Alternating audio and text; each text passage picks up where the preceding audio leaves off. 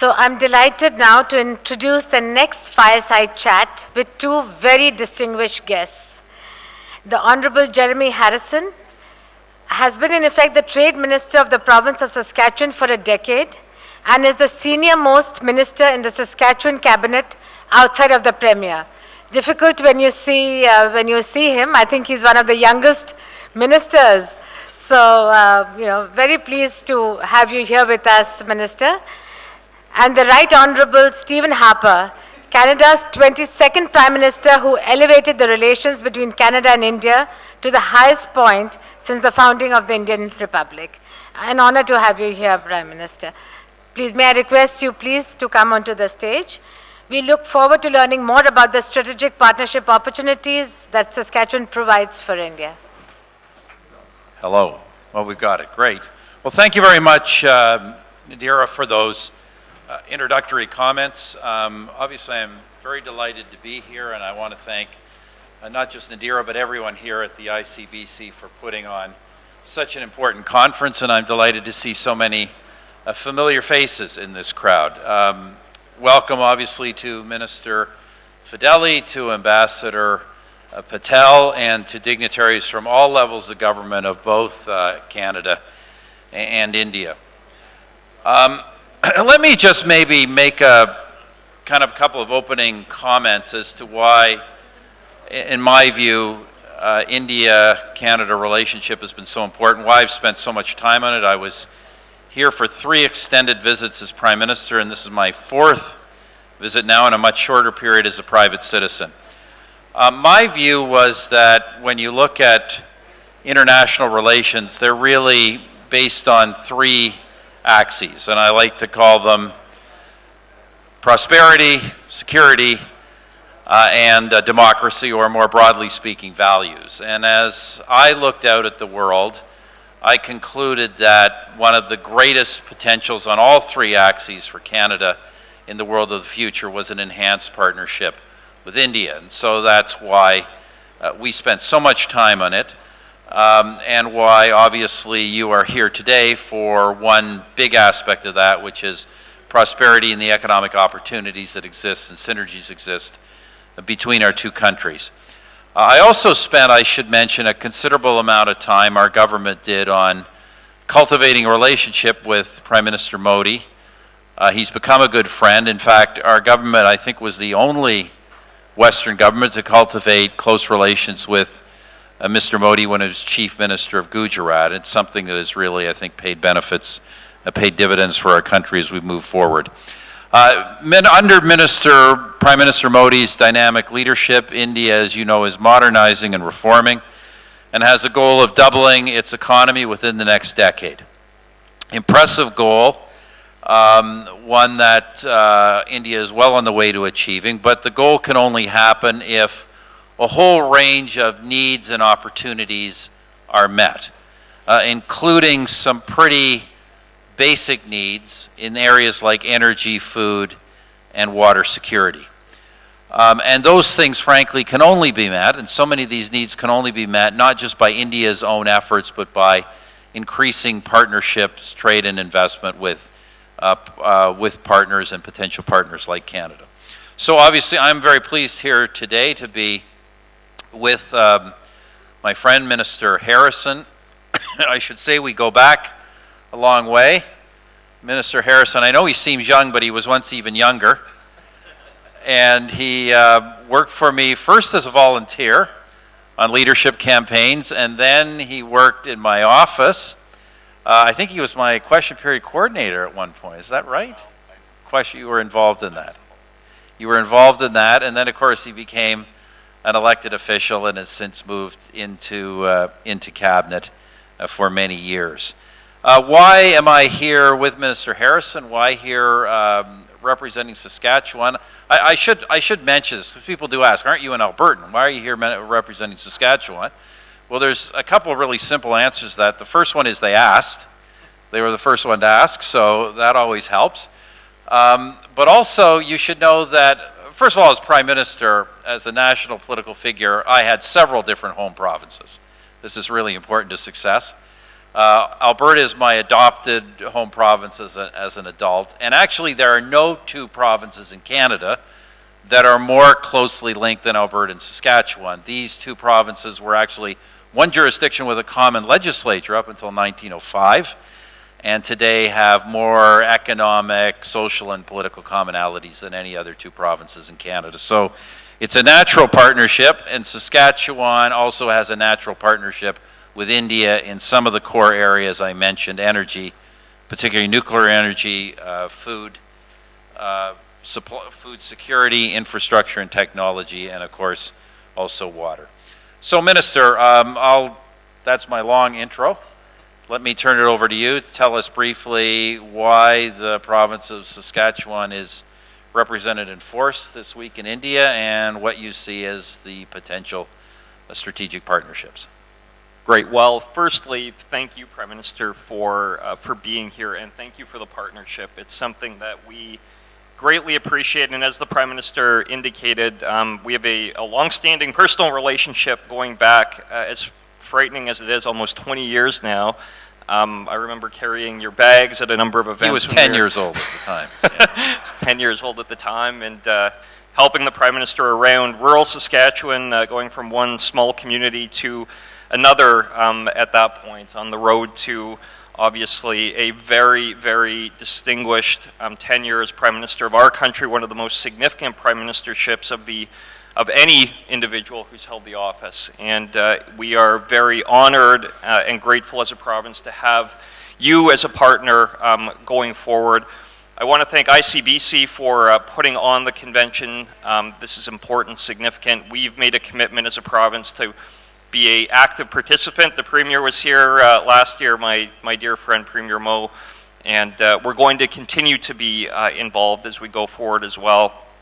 I want to thank the High Commission, and thank you, High Commissioner Patel, for your hospitality, your friendship, your advice over the course of the last year to me personally and to others over a longer period of time. It's genuinely appreciated. I want to, as well, I know he just had to leave the room, but thank my dear friend Vic Fideli as well from Ontario, who has been a wonderful partner from our province's perspective, and I think we're going to be able to talk about some pretty exciting advances in the internal trade relationship in Canada because of some of the work Vic and I have been able to do over the last number of months. But with regard to our engagement as a province, it's an incredibly important trading relationship between India and Saskatchewan.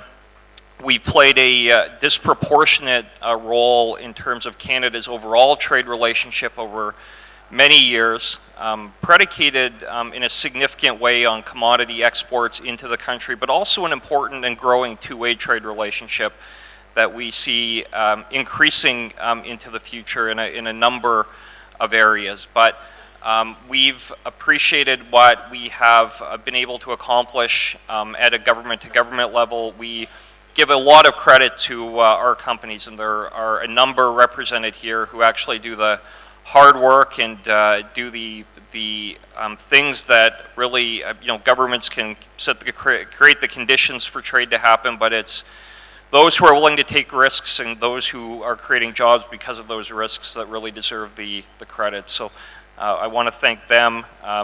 We've had a really important relationship with regard to, as I said, commodities. We can talk about that a bit later. But food, fuel, and fertilizer, those are the three things that we in Saskatchewan talk about a great deal, and those are the basis of what is a significant and growing, at this point, trade relationship as well. Minister, let me maybe just throw a little bit of color on Saskatchewan for those here who are not familiar. Saskatchewan has changed radically politically in my lifetime. When I was a boy, Saskatchewan was, I think, the only province in Canada that had had in the previous 50 years a declining population. When I was a young man, first involved in politics in the early 1980s, Saskatchewan was probably the least dynamic and ambitious province in the country in terms of its broad economic strategy and plans. That all changed very radically with the election of, obviously, the preceding Premier of Saskatchewan, Brad Wall, in 2007, and now I think taken to a new level under Premier Scott Moe. So tell us a bit about the transformation of Saskatchewan and its economic and other ambitions as we move into the 21st century. Well, it's a very, very good observation. We've been, had the great fortune now to be in government for we're in our 13th year now as government, and are the longest serving provincial government in the country by a significant margin. And we've been very honored to continue to be the most popular provincial government as well, in the context of that period of time, almost all the way through. There really has been a market change. And I think you characterized it well, sir. We've historically reached our population peak in the 1940s. And there was actually a time where Saskatchewan had the third largest number of federal seats, and that was the case up until the early 1950s. So Saskatchewan had been one of the largest jurisdictions in the entire country. We went from that position over the course of about a 30-year period of declining population, significantly declining population, to being one of the smaller jurisdictions in the country by population, and definitely one of the at least government outlooks is one of the least ambitious of any jurisdiction in Canada. So we've, in 2007, we're fortunate to form government. I was a part of that new government that was sworn in 2007 under Premier Wall. And since then, we've seen a market change. And that market change has been a very large increase in population in a way that we have not seen since the 1920s. And, a big part of the reason for that had actually been Prime Minister Harper's policies, which have been very, very advantageous, I think, for the entire country. But I can tell you from our perspective in Western Canada, changes to the provincial nominee program, for instance, which allowed for very large population increases, including very large population increases and movements from this country to our province. And it's transformed Saskatchewan, it's transformed our demographic makeup, it's transformed our economic success into being one of the largest, fastest growing economies in the entire country. So, we think that obviously is a positive thing. Our population and our people have been, very very proud of the change that that they've seen, and it's been a result of their efforts, not ours as government. And we think that that's something that we want to see continue. And a big part of that continuation is the fact that we have a very large trade-dependent economy. A big part of that trade relationship being with this country here. Saskatchewan becoming a far more market-oriented economy in the last 15 years, 13 years. Plans in terms of the development of growth, of exports, of diversification, of investment. Tell us a little bit about that and how an India partnership fits in with that. Right, yeah, well, it's a good question. We actually just announced last week our second plan for growth. So we had announced our first plan for growth about 12 years ago, and we've basically had 10-year long-term visions of what we want to see as far as growth in a whole host of economic sectors.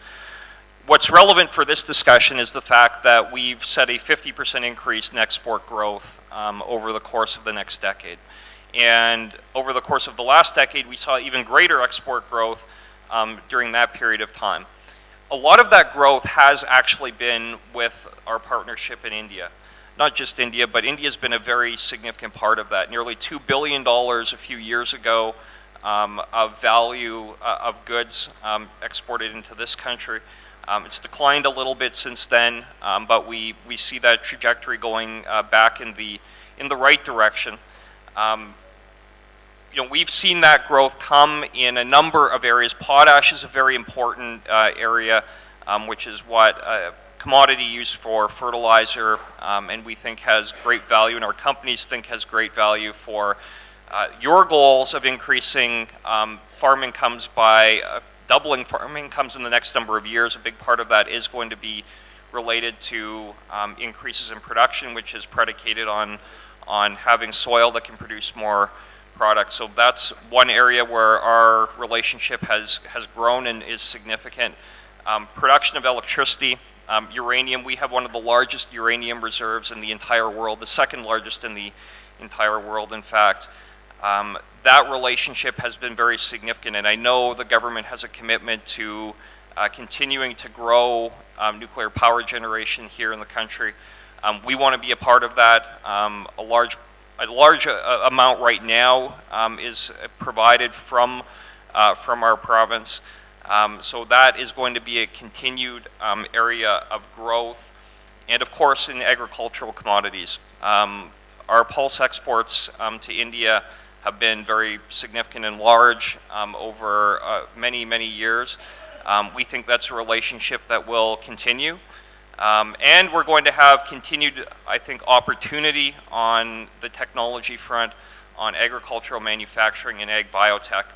And that might be something I expand on a little more later, but great opportunity. Yeah, let's maybe get to that. As you said, Minister, at the outset, I think most people here, and frankly, most people in Canada are not aware of really the disproportionate role that Saskatchewan has in Canada-India trade. Part of that is agriculture. Most Canadians are aware, and I hope most Indians are aware, that there's probably no province in Canada. Every province in Canada has agriculture, but there's no province in Canada where agriculture is more important, more dynamic than Saskatchewan. So maybe talk a little bit about the existing relationship and the dimensions on which you see opportunity for expansion. Yeah, I mean, that was a very good intro. Agriculture in our province really historically has been what we have done, and it's been something we've done very well, and I think something that really we've done even better in the last 15 years. Very large increases in production. We've gone from 2007, in the mid 20 million tons per year of agricultural commodity production to, this year it'll be just under 40.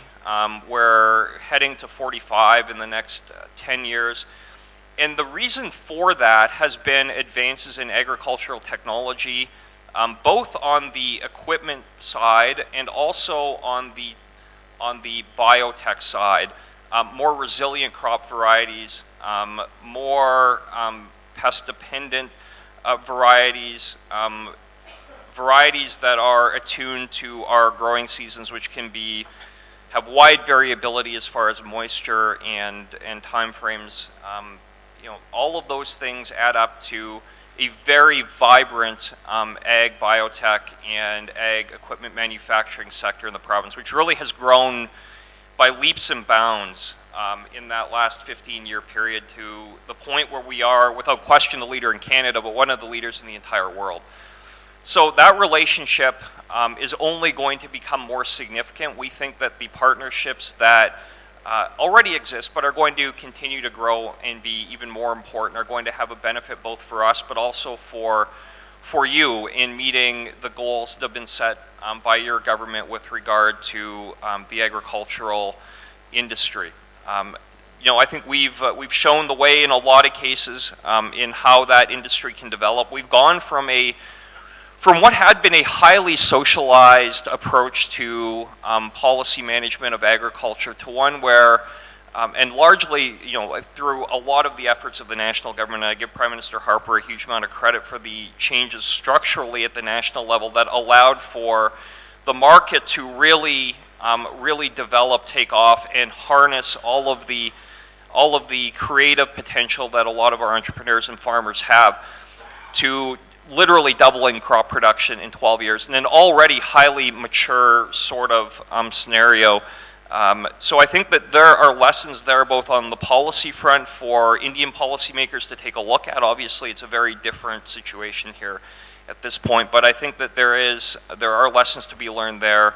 And also that partnership on the technological side can pay significant dividends, I think, for this country as well. I'm just going to elaborate on that, Minister, if you don't mind. So our history in Canada, and certainly in my lifetime, has been, and particularly in Saskatchewan, an awful lot of effort for many decades at trying to preserve the status quo, grow essentially the Saskatchewan agricultural sector by protecting and nurturing the status quo. Ultimately, a very unsuccessful strategy if one looks at it over time.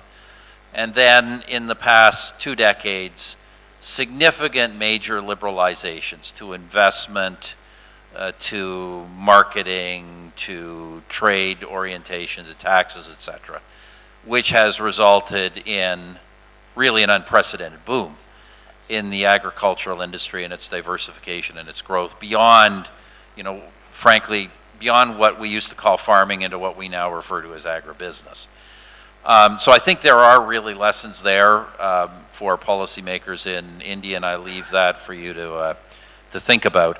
But moving a bit beyond agriculture, we've talked about how Saskatchewan's agriculture and its agricultural relationship with India is diversified.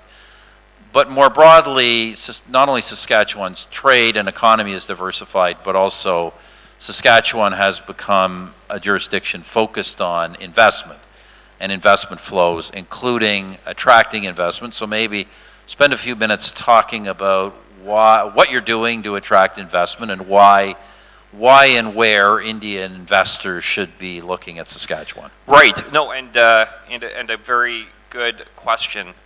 We are a very trade-dependent economy. About 70% of what we produce is exported. But we need and have seen, significant increases in foreign direct investment, which is something that we really, really welcome. To that end, we did announce last week the opening of a number of, the intention to open. We're going to be moving forward with a number of trade offices, which some other jurisdictions already do. Ontario has a presence here in India, but we are going to be moving forward in our province in opening up a trade office. Most likely in Delhi. We may look at other locations as we go forward as well. But that's something that we have not done in a historic context, but I think it is something that will provide a point of contact for potential investors into Saskatchewan from India, which are conversations that we very much welcome, conversations that we very much encourage. We do think that there is a great opportunity for that investment into our province. So to that end, we are going to be moving forward with that as quickly as we can. We have some very generous incentives for investment into our jurisdiction. I know we have a number of officials here would be happy to expand on some of what those are, but we very much have been a jurisdiction historically that has, at least over the last 13 years, that has been very much attracting and seeking out foreign investment into our province. And in the agribusiness space, in the manufacturing space, in the technology space, those are all areas where there is opportunity for growth. Minister, those were most of my questions. Any kind of comments you want to wrap up with? Well, not particularly, other than to say that I really appreciate the opportunity of being here. It's been my first trip to India, and it's been a wonderful one. It won't be my last, without question. We are committed to a long-term presence here on the ground in India. We want to build those relationships as a government with you, as government officials or business people, and we are here for the long term and committed to the relationship for the long term. So. I want to thank you, Prime Minister, for being here and partnering with us, and look forward to the rest of the day. As I said, ladies and gentlemen, Saskatchewan is a remarkable transformation story in Canada. Past generation going from probably our least dynamic province to today our most dynamic province, playing an outsized role in terms of the Canada-India relationship. If you don't know about it already, I'd encourage you to talk to the Minister and others and get to know more about the opportunities. And I just want to conclude by saying, Minister, what a great pleasure it is to be here with you and to have seen your success over the years. You mentioned we used to go town to town in Saskatchewan building our joint enterprise, and now we're going country to country. So it's a great transformation. I'm a great admirer of all you've achieved, and thank you so much for sharing your thoughts with us today. Merci. Thanks, everybody.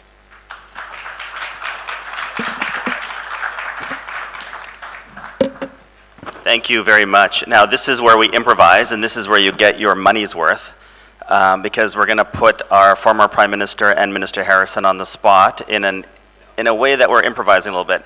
But it's not that difficult. We're 10 minutes ahead of schedule, so I just wanted to use this and probe a couple of themes a little bit further that were touched on.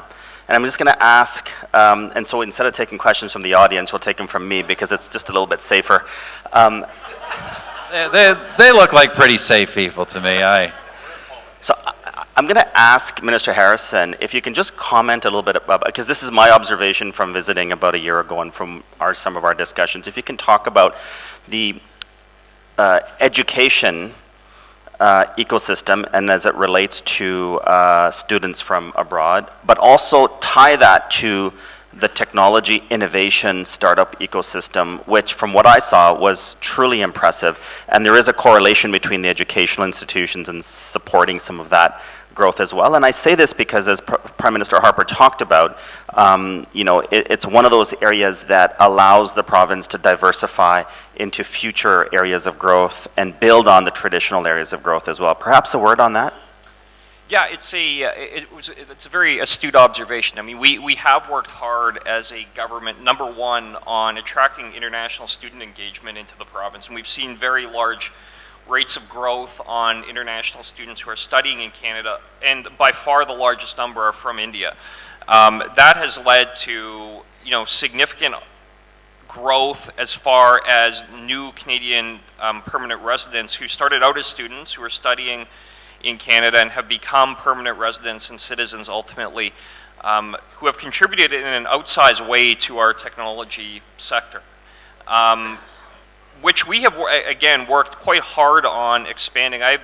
I'm not currently Innovation Minister, but I had been Innovation Minister as a part of my economy file for many years. And we, you know, as a part of that initiative, Innovation opened a number of incubators. Well, two of them. We have one open in the University of Saskatchewan, and really very interesting success stories that have come out of not just that incubator, but the tech ecosystem that exists in the biotech space at the U of S, University of Saskatchewan, that have made some really exciting advances in that space, and I suspect are going to make some world-changing advances over the course of the next number of years.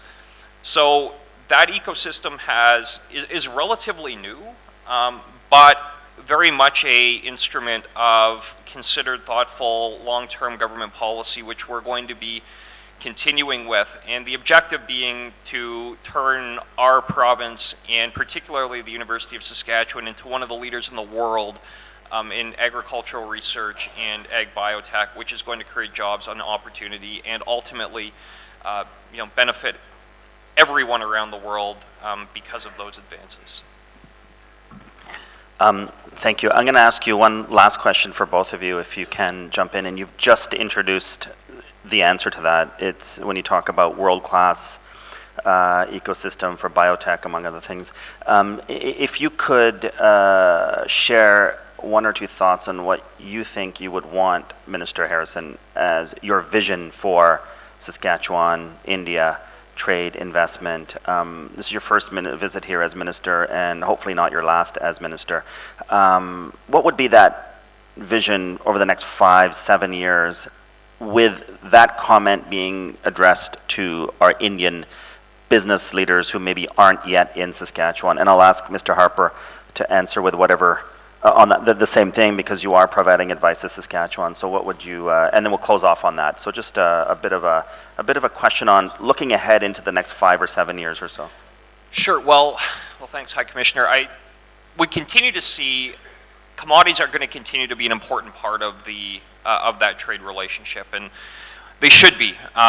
And I think that we're going to see an expansion in that relationship. You know, but I do want to see a diversification in what comprises the overall two-way trade relationship that exists. So we're going to see continued increase in diversification into the tech space. That's something I think is going to be a very positive thing for both countries. But I would envision that there are going to be areas that we aren't even aware yet that are going to be possibilities for growth. I mean, the fact that we have such very real and increasing growing connections between Saskatchewan and India owing to the human relationships that exist. The fact that we've had, 2018 actually, the largest source country for new Canadians in Saskatchewan was from India, and India's been near the top of the list almost every single year. So, I mean, the reality is that you have trade flows that often follow population flows. We're going to see an increase, and I hope it's in areas that we've never thought of, honestly, because that will mean that that relationship continues to develop. So I'll just mention two areas, expand upon what the minister's already said. First is, of course, agriculture. Obviously, already a huge trade relationship in agriculture between Saskatchewan and India. But if I can be frank, I think just so much more that can be done. And a lot of that, I think, really does hinge upon what you do here in India. And I hope that in terms of the relationship with Saskatchewan, lessons are, or benefits are taken not just through trade and investment, but lessons also in terms of policy. This country, under Prime Minister Modi, has made doubling farm incomes in the next, it's 5 years, a priority of the Indian government. I would just observe from the history of Saskatchewan, very tough to do that without transformation of the sector itself. And this, in my experience, working not just with Saskatchewan, but with other clients in the agricultural business, there is tremendous opportunity for growth in agriculture through liberalization, not merely of trade and investment markets, but in such things as storage, marketing, distribution. There are an awful lot of reasons why people want to protect and maintain these things, but in fact the potential is in reforming them and seeing a far more market-oriented sector. So I hope that this agricultural relationship doesn't just grow, as I say, in terms of trade and investment flows, but also in terms of policy lessons. The other great kind of opportunity, I think, for Saskatchewan and for the Saskatchewan-Indian relationship is in the area of energy. Obviously, I think both Minister Harrison and myself are strong proponents of the idea that we have to be able to sell Canadian oil and gas to the world, and we all know that there's tremendous demand for that here, but there's also, as you all know, a tremendous need to not just expand energy in India, but to expand cleaner energy and lower emission energy. And I don't think there's any way of doing that realistically without seeing expansion of the nuclear sector and therefore an expansion in the uranium trade between our two countries. One of the key things that my government did was the India-Canada Nuclear Cooperation Agreement. This was one of many areas where, when we came to office, the Canada-Indian relationship had been kind of frozen for 30 years, and we made it a priority to change that, and we now see this increased uranium flow to this country. But I think there's not just tremendous opportunity for you to grow your nuclear industry here and for Saskatchewan to sell its existing uranium, but the fact of the matter is there's also large, as yet, even larger unexploited uranium deposits in Canada and in Saskatchewan that can be exploited as that trade increases. So I think those would be two pretty critical areas. Super, thank you very much. So I'll just say that as Saskatchewan looks to open up a trade office here in the coming months, we will start taking advance bookings for whoever's going to run that office now. So just talk to Andrew and the trade team, and we'll have a good roster ready to go. Ladies and gentlemen, please join me in extending a huge thank you to former Prime Minister Stephen Harper and Jeremy Saracen. Thank you.